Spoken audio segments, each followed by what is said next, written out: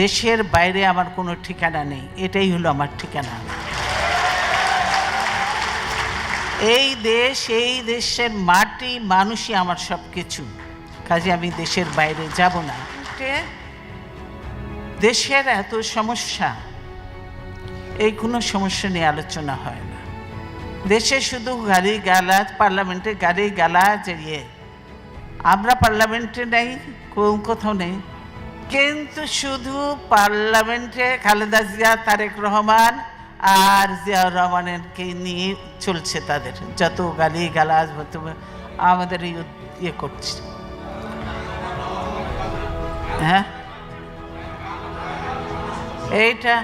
এইটা হলো তাদের কাজ। পার্লামেন্টে কোনো কিছু হয় না, কাজে এই অবৈধ পার্লামেন্টে আমরা জানি, এই অবৈধ পার্লামেন্টে যত কিছু আইনি পাশ করুক, সত্যিকারের নিয়মতান্ত্রিক নির্বাচন হয়ে জনগণের সরকার আসলে কখনোই এই আইনগুলি কার্যকর হবে না, কারণ যে অবৈধ পার্লামেন্টের আইন এগুলি কার্যকর হতে পারে না।